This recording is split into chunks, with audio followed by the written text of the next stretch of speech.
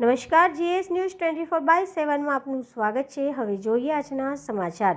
ક્ષત્રિય સમાજ આંદોલન પાર્ટ 2 ધોરાજીમાંથી થઈ શરૂઆત। રાજકોટ જિલ્લાના ધોરાજી ભાજપમાં ભડકો, ભાજપમાં ભંગાણ। પરસોત્તમભાઈ રૂપાલાની ક્ષત્રિય સમાજ પરની ટિપ્પણીને હજુ વિરોધ થમ્યો નથી। ક્ષત્રિય સમાજની માંગ હતી કે પરસોત્તમભાઈ રૂપાલાની ટિકિટ રદ કરો, પણ ટિકિટ રદ કરવાને બદલે પરસોત્તમભાઈનું ફોર્મ પણ ભરાઈ ગયું, જેને લઈને ધોરાજી પંથકના ક્ષત્રિય સમાજમાં હજુ રોષ યથાવત છે।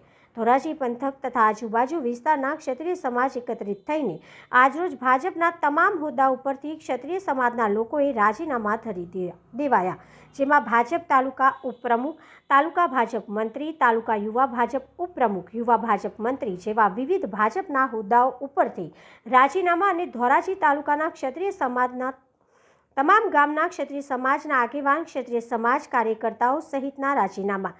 ધોરાજી પંથકના ભાજપ સાથે સંકળાયેલા ક્ષત્રિય સમાજના આગેવાનોએ રાજીનામાની શરૂઆત થઈ ગઈ છે। ગુજરાત રાજ્યમાં પણ ભાજપ સાથે સંકળાયેલ તમામ ક્ષત્રિય સમાજના આગેવાનો રાજીનામા આવે તો નવાઈ નહીં।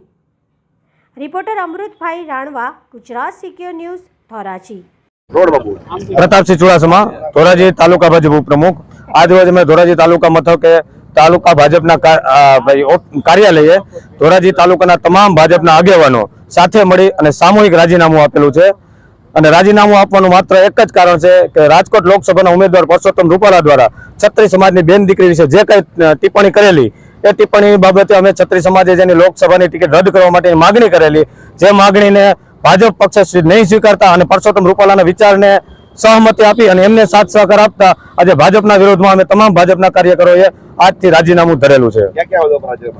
આજે અમે ધોરાજી તાલુકા ભાજપના સંગઠનમાંથી ઉપપ્રમુખ, મંત્રી, પછી સંગઠનના તમામ હોદ્દા, શક્તિ કેન્દ્રના ઇન્ચાર્જ, શક્તિ કેન્દ્રના પ્રમુખો, BLA2, ત્યાર પછી અમારે વોટ્સએપ ગ્રુપના ઇન્ચાર્જ, આ તમામ હોદ્દા ઉપરથી આજે 110 થી 120 વ્યક્તિઓએ સામૂહિક રાજીનામા આપેલા છે।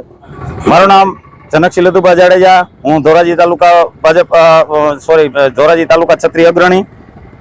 મેં પૂર્વે જ્યારે રાજીનામું આપ્યું ત્યારે મેં અગાઉ કીધેલું હતું કે આગામી સમયમાં જો પરસોત્તમ રૂપાલા પોતાની ટિકિટ પોતાની રીતે યા તો ભારતીય જનતા પાર્ટી રદ નહીં કરે તો ક્ષત્રિય સમાજ એનાથી નારાજ છે અને ક્ષત્રિય સમાજ સામૂહિક રાજીનામા ધરી દે। તો આજે એ દિવસ આવી ગયો છે અને પોતાનું આવેદન એમાંથી પોતે લીધેલ નથી, જેથી અમે ક્ષત્રિય સમાજે આજે સામૂહિક નિર્ણય કરી અને આજથી ધોરાજીમાંથી શ્રી ગણેશ કરેલ છે અને ધોરાજીના તમામ ક્ષત્રિય આગેવાનોએ દરેક હોદ્દા ઉપરથી 110 થી 120 લોકોએ સામૂહિક રાજીનામા ધરી દીધેલા છે અને ભારતીય જનતા પાર્ટીને અમે સખત વિરોધ કરીએ છીએ, કારણ કે અમારી માગણી નથી સ્વીકારેલી અને પરસોત્તમ રૂપાલાના વાણી વિલાસની સાથે એને સહકાર આપેલો છે, જેથી અમે નારાજ છીએ અને અમે ભારતીય જનતા પાર્ટીના વિરુદ્ધમાં કામ કરશું।